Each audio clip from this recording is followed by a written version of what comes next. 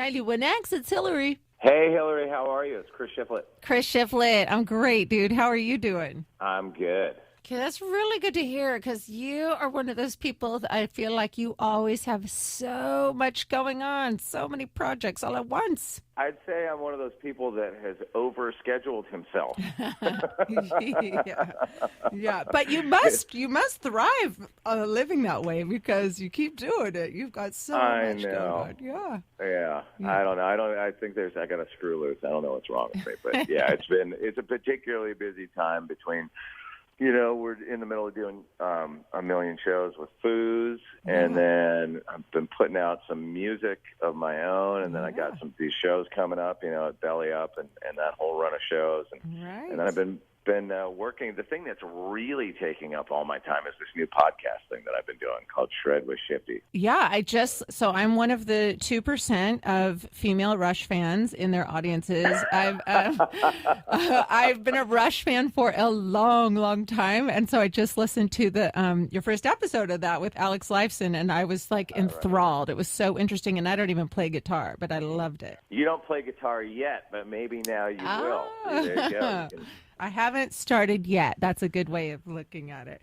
So there you go. Yeah, so I'm going to get to that because like I said, you have a lot going on. But let's start with today. Where are you? I know you guys are playing. Foo Fighters are playing Tahoe tonight. Is that right? Correct. Yeah, I'm actually sitting in my kitchen right now. So I'm getting ready to leave to head up there in a minute. Yeah.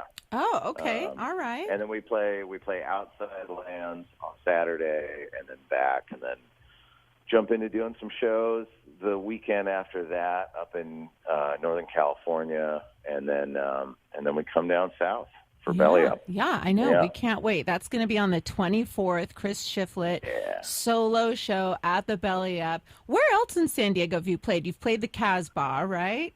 Played the Casbah many times. If you go way back, I used to play Soma when I was in No Use for a Name. That's the way back. That is way back. Soma still putting on good shows to this day. Love that. Okay, let's keep going way back, Chris, because you grew up in Santa Barbara.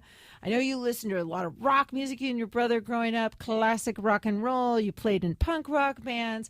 But your solo music, not with Foo Fighters, but, all your solo albums since 2010 have a really pronounced country influence and rockabilly and Americana and stuff. So where does that come from? Yeah, I mean, it really kind of started with 90s alt country. If you want to go way back, it's Graham Parsons era Stones stuff was certainly an influence. X, Social D, bands like that had some country elements to them, where you'd be like, what song is that? You know it was a cover song, and then you'd look and it'd be like an old Buck Owens song or whatever. But so there was that. But really, when I started listening to like Sun Volt and Whiskey Town and bands like that in the 90s, that was what really kind of led me into it. And eventually just, found my way to classic country and honky tonk and stuff like that. And with my own records, when I put together that Dead Peasants thing, that was the first time I'd ever kind of tried to play something in that dynamic, and which was sonically pretty different for me as a guitar player that played in loud rock and punk rock bands and stuff. Mm-hmm.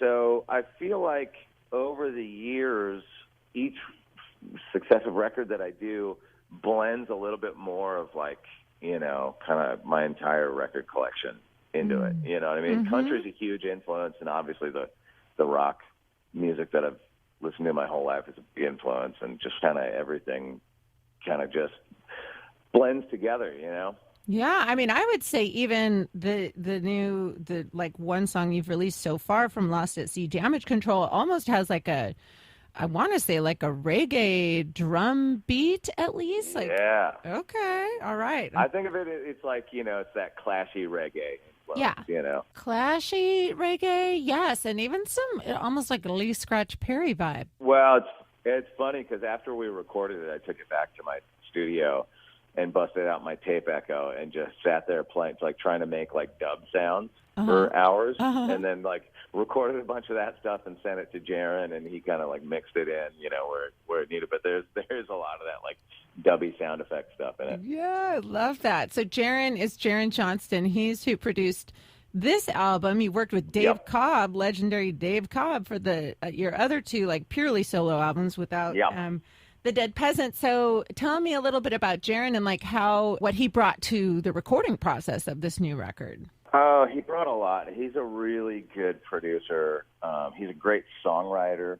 So, I just trust his advice when we're in there working. When he's got a suggestion on how to make a song better, I listen, because I'm a fan of his work. And it was great. We sort of set out to try to go into some different territory for me, and I think we got there. And that has a lot to do with him and his musicality and his production skills. He's great in the studio. He really is. He's an easy hang. He's a good friend. We have a good working relationship. It just worked. It's nice.